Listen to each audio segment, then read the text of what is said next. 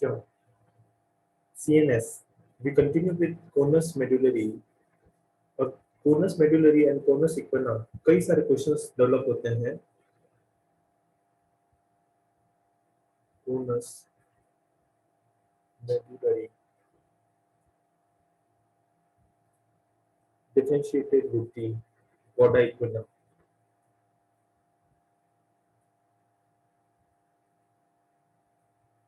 Okay यहाँ पे conus medullary में किस तरीके से डेवलप होता है कि spinal cord ends as a cone shape like this spinal cord ends as a cone shape. ये आपको cone shape का दिखता है cone shape. Just hold a second.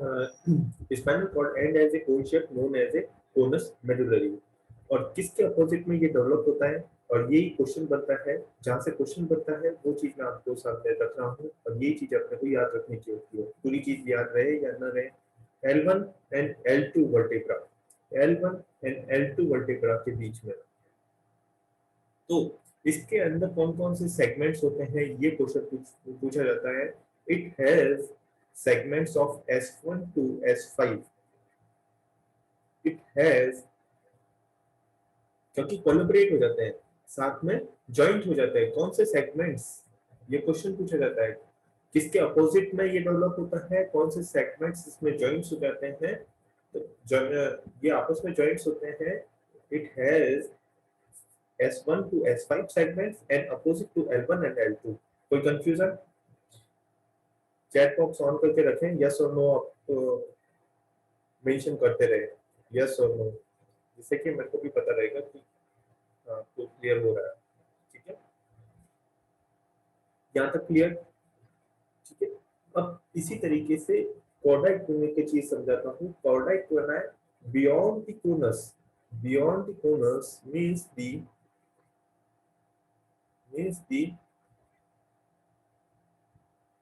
यहाँ से डेवलप होता है हमारा कॉर्डा इक्विना ये जो चीज डेवलप हुई ये है हमारा कॉर्डा इक्विना ओके जो कि किस तरीके के शेप में दिख रही है हॉर्स टेल तो पूछा जाता है इनमें से कौन सी हॉर्स टेल शेप की दिखाई देती है horse tail shape seen in the cauda equina क्योंकि कॉर्डा कोनस मेडुलरी में तो जॉइंट हो रहा है बट यहाँ पे इस तरीके से जैसे आपको इस तरीके के सेगमेंट्स देखने को मिलेंगे हमारे ठीक है जब एमआरआई कराओगे तब तो ये कहलाती है कॉर्डा इक्विना ओके तो यहाँ पे कौन सी नर्व रूट रहेगी nerve root of L1 to L5 and second is S1 to S5 S1 to S5 these nerve roots are involved in the chorda equina तो ये रूट वैल्यूज हमारे को पता होनी चाहिए सेकंड डिफरेंशिएटिंग पॉइंट नी jerk अब आपको है ना एक एनाटॉमिकली क्वेश्चन बता देता हूँ नी जर्क के लिए कौन सी नर्व रूट वैल्यूज रहती है nerve root of L3 and L4 तो L3 एंड L4 किस में अफेक्ट हो रही है इसमें हो रही है नो तो डेफिनेटली यहाँ पे नी जर्क कैसा मिलेगा normal L3 and L4 cauda equina में इन्वॉल्व हो रही है तो डेफिनेटली यहाँ पे क्या होगा knee jerk are absent clear हुआ अगर आपको बेसिक फंडा क्लियर है कि नी जर्क के लिए रेस्पॉन्सिबल रूट वैल्यूज कौन सी है these are the L3 and L4 तो आपको भी पता रहेगा कि ये तो इन्वॉल्व नहीं करता है conus medullary so knee jerk are normal in conus medullary but knee jerk are absent in what equina? Yes और नो? चीजें समझ में आ रही हैं?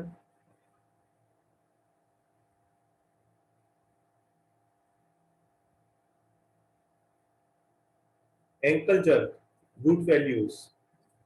अब रूट वैल्यूज पहले लिख लेता हूँ, S1 एंड S2। तो किस में एब्सेंट मिलेगा और किस में प्रेजेंट मिलेगा? दोनों में ही एंकल जर्क एब्सेंट मिलेंगे, दोनों में ही एंकल जर्क एब्सेंट मिलेंगे, क्योंकि S1 एंड S2 दोनों में ही इन्वॉल्व मिल रहे हैं।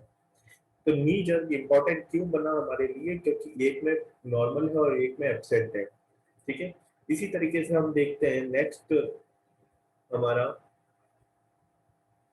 differentiating point according to the bladder involvement। अगर बात करें कोरस मेडुलरी की, तो यहाँ पे क्या रहेगा? यहाँ पे ऑटोनोमस ब्लैडर मिलेगा। ये चीजें मैंने क्लियर की हैं आपको। ऑटोनोमस, तीन तरीके के ब्लैडर मैंने बताए थे। ऑटोनोमस ब्लैडर जो कि अर्ली सिम्टम्स, अर्ली इन्वॉल्वमेंट मिलेगा, अर्ली इन्वॉल्वमेंट। बट यहाँ पे हमारे को कोनस सॉरी कॉर्डा इक्वाना में mix type means neurogenic bladder, neurogenic bladder को ही तो हम मिक्स टाइप कहते हैं। न्यूरोजेनिक ब्लैडर और मिक्स टाइप। ओके, और यहाँ पे ये इन्वॉल्वमेंट लेट मिलता है हमारे को, लेट इन्वॉल्वमेंट मिलेगा। ओके इसके अंदर हमारे को क्या देखने को मिलेगा? प्लांटर एक्सटेंशन,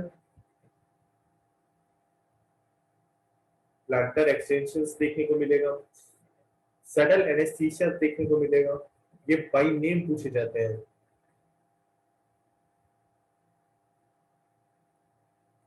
सडल एनेस्थीसिया देखने को मिलेगा। एंड यहाँ पे हमारे को ऑर्डर इक्वाना में एक पर्टिकुलर चीज है, और वो बाई चीज ये कैसे समझ सकते हैं, पहले लिख लीजिए फिर मैं समझा देता हूँ। It is a symmetrical, A symmetrical, A रिफ्लेक्सिक, A रिफ्लेक्सिक lower motor neuron paralysis, lower motor neuron paralysis. और ये चीज करेक्टरिस्टिक फीचर्स हैं किसके? कॉर्डा इक्वाना के। बिकॉज ऑफ एसिमेट्रिकल क्यों हो रहा है, मैंने अभी डायग्राम बनाया था। कॉर्डा इक्वाना क्या बोला था, मतलब बियॉन्ड दी कोनस, कोनस के बियॉन्ड इस तरीके से हॉर्स टेल लाइक आपको अपीयरेंस देखने को मिलेगी। अगर इस साइड की, अगर इस साइड की अगर आपको लीजन्स मिलता है, तो अदर साइड क्या मिलेगा हमारे को? बिल्कुल normal. So it is asymmetrical, areflexic and lower motor neurons paralysis। Okay, जैसे कि आपको ये चीज समझ में आएगी यहाँ पे कि क्या हमारा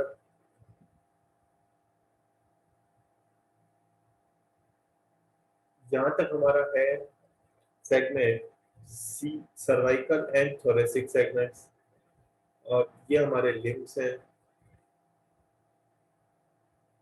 तो अगर सी एंड थोरेसिक T1 तक अगर इन्वॉल्वमेंट है, तो वो क्या कहलाएंगे?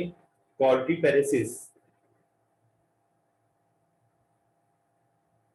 एंड T2 से T1 तक एंड T2 से लास्ट तक अगर ये इन्वॉल्वमेंट है, सेगमेंट इन्वॉल्वमेंट है, तो जिसको हम क्या बोलेंगे? पैरापेरेसिस। ओके, इसी तरीके से एक सेगमेंट आता है, और सबसे इंपॉर्टेंट क्वेश्चंस बनते हैं MND से, मोटर न्यूरॉन डिजीज से।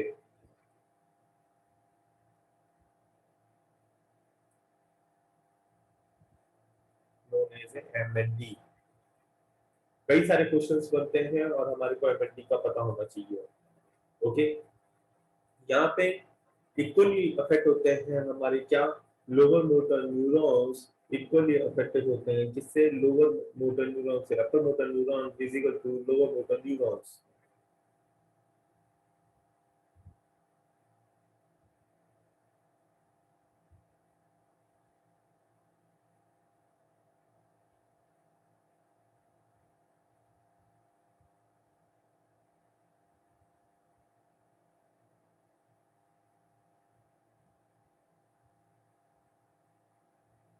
ओके, लाइक ये हमारा कॉर्टिकल पोर्शन है, लाइक ये हमारा कॉर्टिकल पोर्शन है। एंड कॉर्टेक्स से जो फाइबर्स आते हैं, जैसे कि मैंने सबसे बेसिक क्लियर किया था आपका, anterior horn cells, anterior horn cells and neuromuscular junctions. तो upper motor neurons above the anterior horn cells, okay, यहाँ पे ये भी इन्वॉल्वमेंट मिल सकता है, anterior horn cells self and ये भी इन्वॉल्वमेंट मिल सकता है। तो यहाँ पे कौन सा होगा, below the level of the anterior horn cell known as a lower motor neuron lesions, तो इक्वली अफेक्टेड होते हैं। तो इसके लिए एक वर्ड आता है, इसमें हमारे को एमएनडी में क्या देखने को मिलेगा, ALS known as a amyotrophic lateral sclerosis, ये इसका स्पेसिफिक फाइंडिंग है, amyotrophic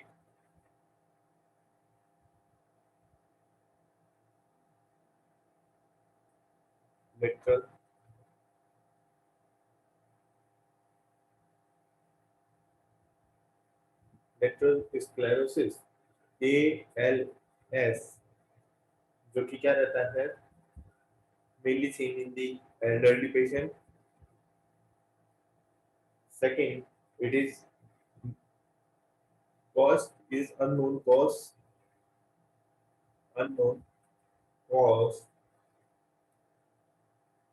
and इसके अंदर हमारे को पैथोग्नोमिक साइन क्या मिलेगा, pathognomic sign is the fasciculation, fasciculation is the pathognomic sign,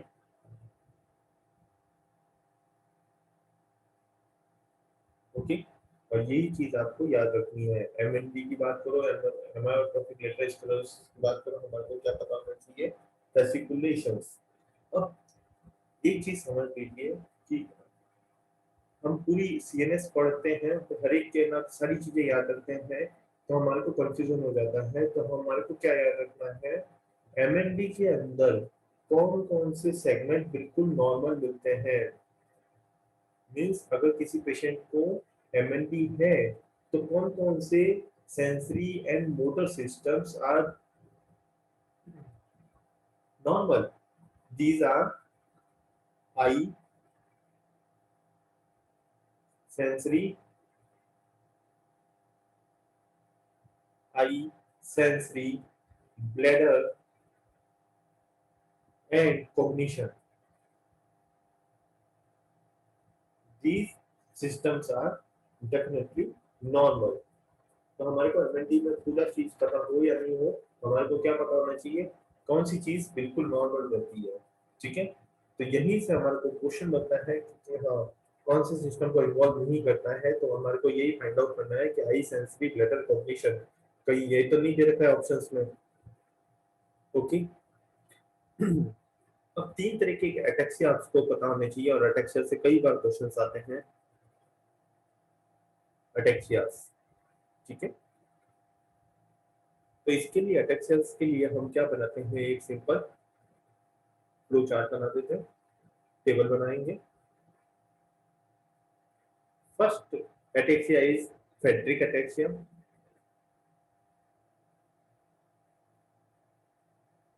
first is Friedrich ataxia, second is taps डोर्सालिस,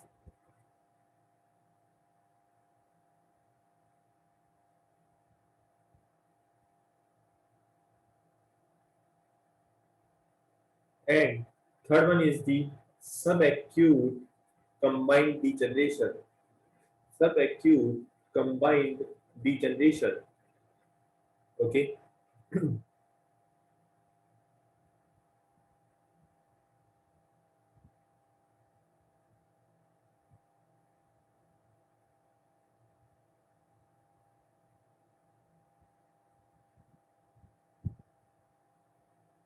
तो एक एक पॉइंट लेके देखते हैं। सबसे पहले involvement of the tract involvement, Friedreich ataxia में most commonly posterior column,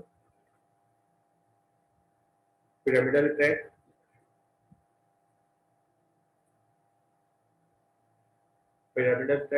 and spinocerebellar tract.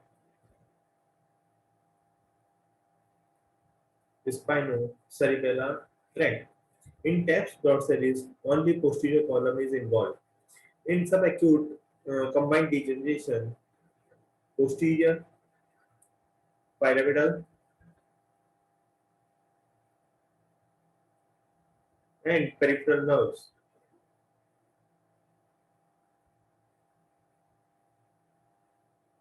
Peripheral nerves. इसके बेसिस पे आप आंसर भी कर सकते हो कि vibration and joint vibrations and joint positions. Okay, तीनों में ही पोस्टीरियर कॉलम इन्वॉल्वमेंट है, तो इनको ले जाने के लिए कौन रेस्पॉन्सिबल है? Posterior column. तो डेफिनेटली ये तीनों ही एब्सेंट मिलेंगे, तीनों में ही एब्सेंट मिलेंगे। अगर बात करें हम पेन एंड टेम्परेचर की, पेन एंड टेम्परेचर की तीनों में ही बिल्कुल नॉर्मल मींस प्रेजेंट मिलेंगे। अगर डीटीआर की बात करें, डीप टेंडन रिफ्लक्स की बात करें, तो दोनों में ही एब्सेंट मिलेंगे। इनिशियल फेज में डीप टेंडन रिफ्लक्स मिल सकते हैं, बट लेटर ऑन स्टेज में ये भी एब्सेंट हो जाते हैं। लेटर ऑन स्टेज में ये भी एब्सेंट मिलते हैं। डिफरेंशिएटिंग पॉइंट कौन सा रहता है? डिफरेंशिएटिंग पॉइंट जो रहता है इन तीनों में, और वो रहता है हमारा Babinski sign.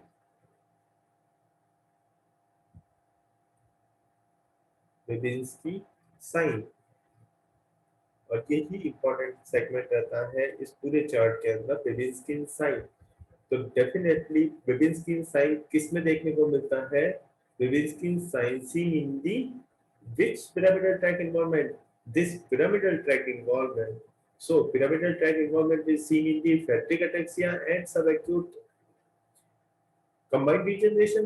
That's why Babinski sign positive and Babinski sign positive, but in TAPS dorsalis Babinski signs is absent.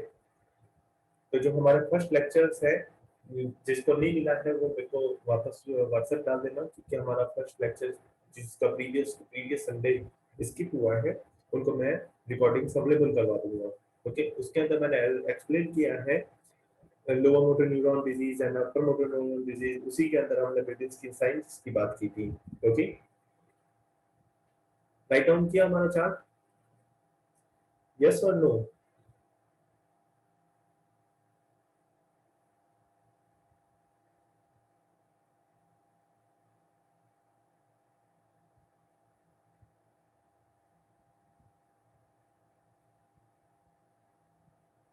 Okay,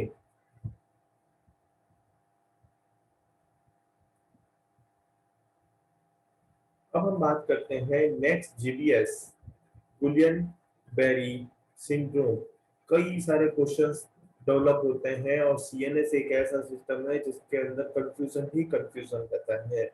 तो जब तक बेसिक फंडा क्लियर नहीं होगा तब तक कुछ नहीं होगा।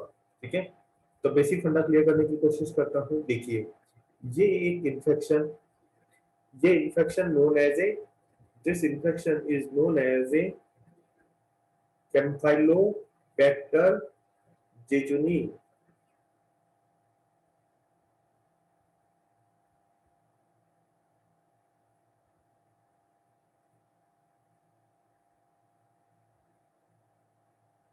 Okay, this is the most common organism which causes the GBS.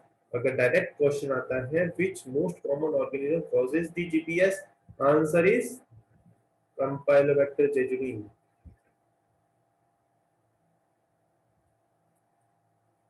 Okay, this Campylobacter करता क्या है? It develops the antibodies, develops the antibodies. Okay, for the against the, किसके अगेंस्ट में एंटीबॉडीज डेवलप करेगा? सुमान सेल्स के लिए, किसके लिए डेवलप करेगा? स्वान सेल्स के अगेंस्ट। एंड स्वान सेल्स क्या डेवलप करती है? आपको भी पता है कि आपको भी पता है, एक चीज का आंसर करें, अपना चैट बॉक्स ऑन करें हैं, प्लीज चैट बॉक्स ऑन करें और प्लीज आंसर करें। डॉक्टर स्वाति ने ही आंसर किए अभी तक एंड इंटरेक्शन कर रही है, तो प्लीज अपने आंसर सजेस्ट करें कि अगर कोई इलेक्ट्रिक फ्लो हमारा एक तो रन करके डायरेक्टली जा रहा है और एक इस तरीके से स्किप कर करके इलेक्ट्रिक फ्लो जा रहा है, तो किसका फ्लो, ये मान लीजिए स्पीड किसकी ज्यादा होगी? जो ये पूरा चल के जा रहा है ए पहले जाएगा, या जो बी जो जंप कर करके आगे तक जा रहा है उसकी स्पीड ज्यादा होगी? किसकी स्पीड ज्यादा होगी? ए की स्पीड ज्यादा होगी या बी की स्पीड ज्यादा होगी? उससे हमारा पूरा गुलियन बेरी सिंड्रोम समझ में आएगा। Please answer.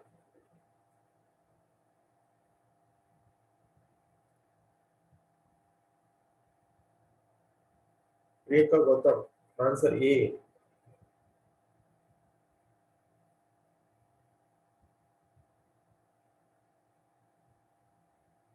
स्पीड किसकी ज्यादा होगी, ए की या जो जंप कर करके जा रहा है बी की?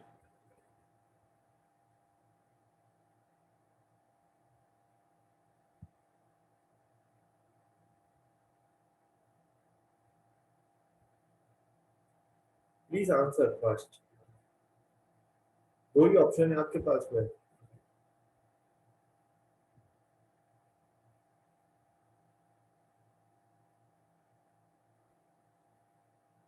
जंप का मतलब आपने ना स्किप कर रहा है, बिल्कुल, क्योंकि नव शीत रहती है ना यहाँ पे। अगर नव की बात करें तो यहाँ पे माइलिन शीत होती है, एंड माइलिन शीत कौन प्रोड्यूस करता है?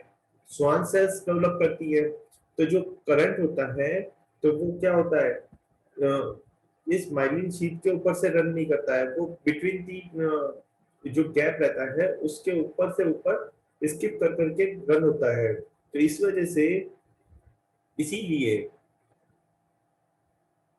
बिल्कुल, आपने सबवे रन देखा होगा गेम। तो सबवे रन में जब वो है ना शूज पहन के और जब रन करता है तो वो डेफिनेटली वो जल्दी रन करने लगता है। एक तो वो एक वो होता है कि जो सिंपली रन कर रहा होता है, और एक उसके जो जंपिंग शूज आ जाते हैं उसके बाद में वो उसकी स्पीड क्या हो जाती है, इंक्रीज हो जाती है। उसी तरीके से हमारी नर्व सेल्स रहती है। अगर माइलिन शीत नहीं होती तो उस करंट को पूरा फ्लो होना पड़ता और पूरा फ्लो होके रन करना पड़ता, तब उसकी स्पीड नॉर्मल रन करता तो उसकी स्पीड होती 1 मीटर पर सेकेंड। जो इलेक्ट्रिक फ्लो है, जो सेंसेशन आप महसूस करते हो, तो कितना जल्दी रिएक्ट करते हो? तो अगर 1 मीटर पर सेकेंड की स्पीड से वो रन करता है, कब? जब माइलिन शीत नहीं होती है। और यही माइलिन शीत, ये तो ए के लिए बताया मैंने, और यही माइलिन शीत होती है तो डेफिनेटली वो जंप कर करके रन करता है, तो डेफिनेटली उसकी स्पीड क्या हो जाती है, इंक्रीज हो जाती है। और यहाँ पे उसकी स्पीड कितनी हो जाती है, 70 मीटर पर सेकेंड की स्पीड हो जाती है। ये नॉर्मल मैं बता रहा हूँ, करंट फ्लो। तो तो एक्चुअल में हुआ क्या, ये तो आपको सारा बेसिक फंड समझाने के लिए चीजें क्लियर कर रहा था कि यहाँ पे अब antibodies against the Schwann cells, तो myelin sheath is not generating. तो इसको हम क्या बोलते हैं, एक वर्ड में समझ में आएगा आपको, post infectious demyelinating demyelinating polyneuropathy. आपको डिजीज पता क्लियर हुआ? Post infectious demyelinating polyneuropathy। Post infectious means Campylobacter infections के बाद में antibodies against the Schwann cells. So Schwann cells अब क्या नहीं प्रोड्यूस कर पाएंगी, माइलिन शीट प्रोड्यूस नहीं कर पाएगी। तो वहां पे क्या डेवलप हो जाएगा, डीमाइलिनेशन। सो वहां पे क्या डेवलप होगा, पॉलीन्यूरोपैथीज। ओके, कोई कंफ्यूजन नहीं। ये है हमारा बेसिक फंडा ऑफ द गुलियन-बेरी सिंड्रोम। तो अब इसके clinical features, what are the clinical features of the Guillain Barre syndrome? और एक बेसिक क्राइटेरिया पूछा जाता है कि ये क्राइटेरिया किसके लिए यूज किया जाता है, known as a Asbury criteria.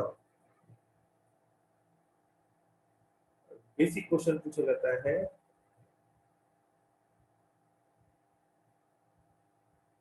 एशबुरी criteria useful in the GPS.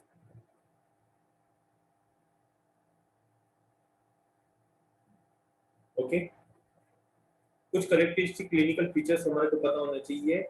This is showing this is showing the ascending paralysis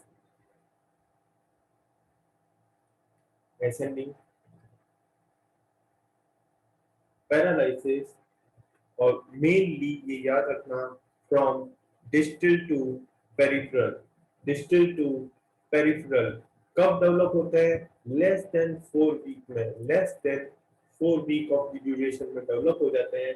and second thing जो याद रखने की है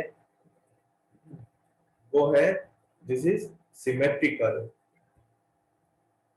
और ये सारी चीजें मैं डीपली क्यों बताता हूँ, बिकॉज आजकल के जो क्वेश्चंस आते हैं वो पूरी की पूरी डिजीज के एक्सप्लेनेशन दे देते हैं कि which is not a symptom of या which is not a criteria of the Guillain-Barré syndrome, A option, B option, उनका पूरा पूरा डिजीज मेंशन होता है। तो आपका ascending paralysis peripheral to distal है या distal to peripheral है, तो आपके बोर्ड के ऊपर जो भी लिखा हुआ है वो सारी लाइनें इंपॉर्टेंट है, क्योंकि हमने प्रीवियस क्वेश्चन पेपर को ध्यान में रखते हुए आपको हर डिजीज एक्सप्लेन कर रहे हैं। ठीक है, यहाँ पे क्या मिलेगा, ए रिफ्लेक्सिया, यहाँ पे हमारे को क्या मिलेगा, एक चीज हमारे को, जैसे कि मैं हमेशा बोलता हूँ कि हमारे को क्या पता होना चाहिए, most common involvement of the cranial nerve, cranial nerve, most common cranial nerve involvement is seventh cranial nerve। And यहाँ पे क्या डेवलप होता है, bilateral lower motor neuron paralysis. And अब क्या पता होना चाहिए, कौन सा चीज स्पेयर रहता है, मतलब कौन सी चीज इन्वॉल्वमेंट नहीं रहती है, कुछ भी याद हो या ना हो आपको इसके बारे में पता होना चाहिए। This is urinary bladder is spared. Okay, urinary bladder is spared. Complete. Then next segment start करते हैं हमारा, known as a MFS। MFS is the Miller Fisher variant syndrome,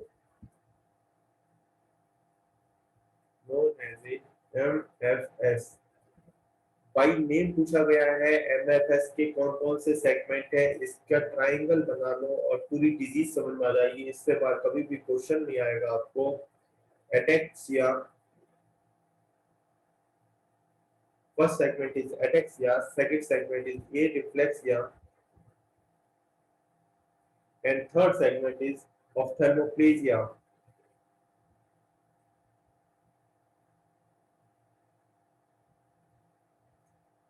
ophthalmoplegia, okay. जहां पे मेन चीज क्या मिलेगी हमारे को, जैसे डिसेंडिंग पैरालिसिस। तो कई बार पूछा जाता है असेंडिंग पैरालिसिस किस में देखने को मिला है, डिसेंडिंग पैरालिसिस किस में देखने को मिलता है। तो एक नोट करके लिख लीजिए, ये तो मैंने आपको पूरा बता दिया है एमएफएस, इससे बाहर कोई भी क्वेश्चन नहीं बनेगा। अब जो इम्पोर्टेंट नोट डालिए, और ये नोट हमारे हमारे नोट्स के अंदर अलग से बॉक्स के अंदर होनी चाहिए, जिससे कई बार क्वेश्चंस पूछे जाते हैं। What are the diseases showing the descending type of the paralysis? Descending type of the paralysis.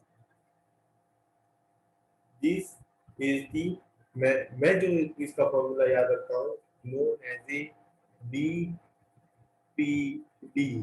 BPD means the botulinum,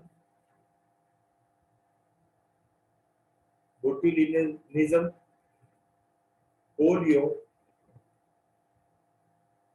and diphtheria। ये आपको नोट करके रखना चाहिए।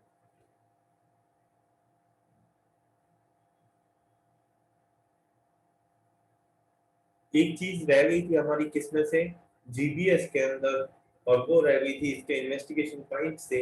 तो investigation point of the GBS अगर बात करें, investigation of the GBS, Guillain Barre syndrome का इन्वेस्टिगेशन पॉइंट इज, तो यहाँ पे मैंने जैसे बोला माइलिन शीट अगर नहीं बनेगी तो वहां पे नर्व कंडक्शन क्या हो जाएगा, डेफिनेटली स्लो, डेफिनेटली क्या हो जाएगा, स्लो हो जाएगा। तो हम क्या कर रहे हैं कि जैसे हमारे को स्पीड पता चले, known as a nerve conduction study, nerve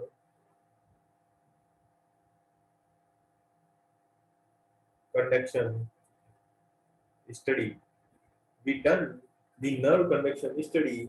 तो इसमें हमारे को क्या मिलेगा, decrease the nerve conduction velocity, first thing decrease the velocity, and second decrease the